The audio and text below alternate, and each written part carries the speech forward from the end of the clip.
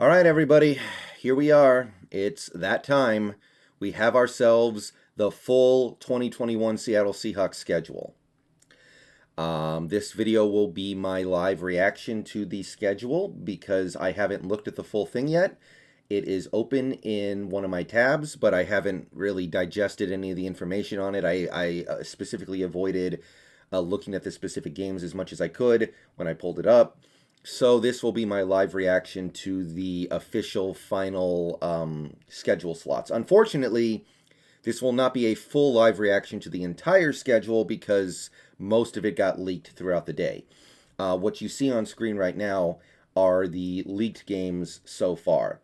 We had the 9 slots that I had filled this morning, plus 3 more games got leaked in this afternoon. So as of right now, I know 12 of the 18 slots and how they're going to be filled. So we have 5 games and 1 bye week left to figure out how they play out. So don't know why the NFL has so much trouble keeping this stuff under wraps if they're trying to make an event out of announcing it.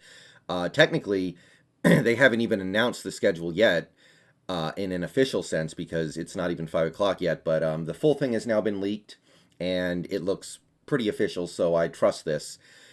Anyway, real quick, before we dive into the 5 games and 1 bye week that I haven't looked up yet, there have been 3 fill-ins to this chart since this morning.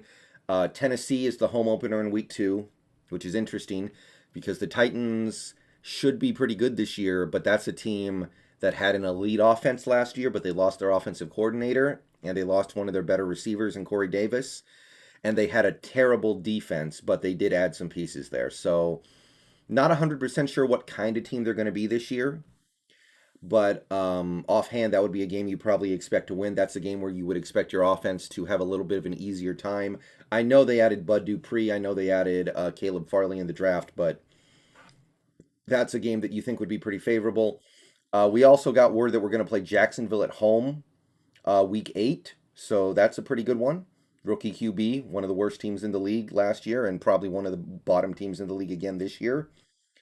And we also got word that we're going to be going to Green Bay in week 10, which may be the most interesting game on the whole schedule. So we'll see how this all fits in a minute here. But I'm going to jump over to the other tab, and we're going to take a look at our schedule and try to figure out what we have. All right, live reaction coming up. I have not looked at this yet beyond what was leaked.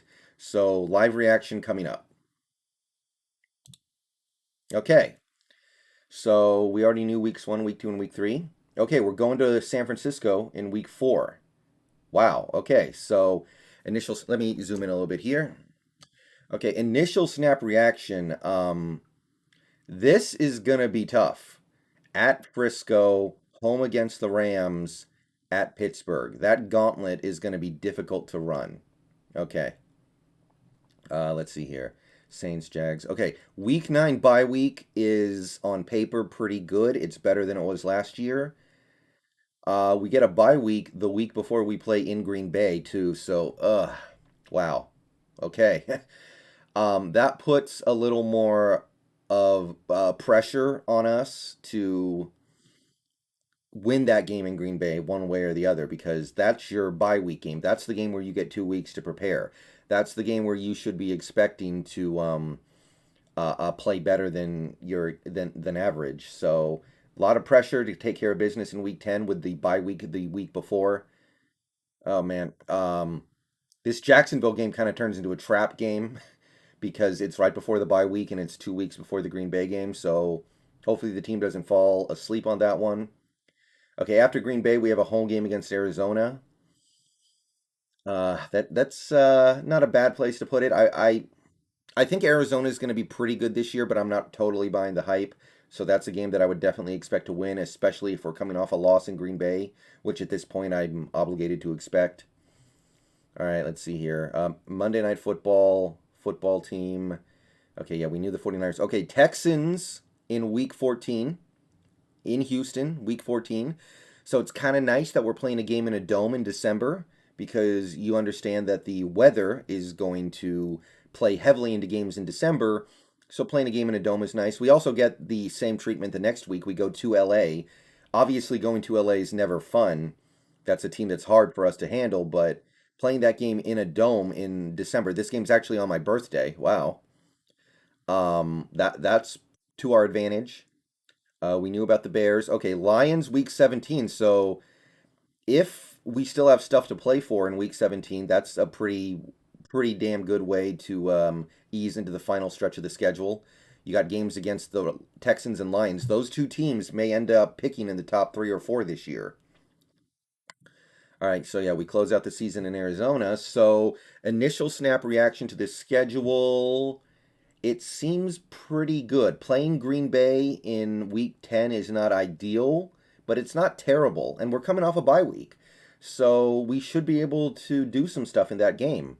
Should be able to find a way to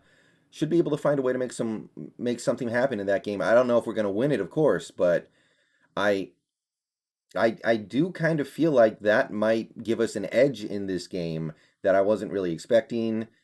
Uh Feels like the goal will be to win one of two games against the football team in San Francisco. My initial snap reaction, and I'll talk more about this later, is the goal will be to go 3-1 in the first 4 games. We're gonna lose one of these 4 games. Road against Indy, home against Tennessee, at Minnesota, at San Fran. I just don't know which one. Feels like the goal will be to go 3-1. And then the goal is to win one of these 2 games. Home against LA, you got to win that one kind of because it's a home Thursday night football game. And then road game Sunday night football against Pittsburgh. That's a lot to ask. So it seems like the goal is to get to the bye week at 6-2. You get to the bye week at 6-2, then you can summon up everything you got for that game in Green Bay and hope to get it. But if you don't, then you've got the opportunity to get the ball rolling going into games against weak teams like Houston and Detroit. The big stumbling block would of course be the football team at LA, and other than that, it seems pretty agreeable. Other than at LA and at the football team, maybe we'll see about them. This back end of the schedule strikes me as pretty agreeable. By the way, sorry if I'm talking a little slow and having a little bit of hard time with my words right now. I got a gigantic something on my tongue right now, a sore. It's making it hard for me to put words together like I usually do. It's awful. But anyway, yeah, so live reaction. I think this schedule comes pretty damn solidly. Like, even this Monday Night Football game against the Saints, no guarantee of this game being a cakewalk. I don't think the Saints will be that good this year, but it's no guarantee. So, you've got a really, sorry guys, you got a really tough stretch against the Niners, Rams, Steelers, and maybe the Saints, and then you get the Jags, you get the bye week, so that's kind of nice how that works out. Oh my God, everything's just yelling at me right now.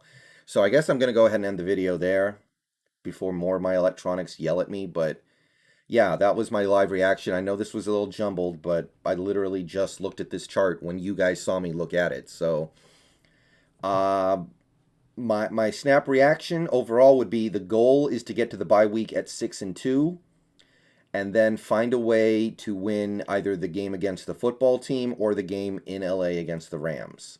If you do those 2 things, you should be looking at about 13-4, I think.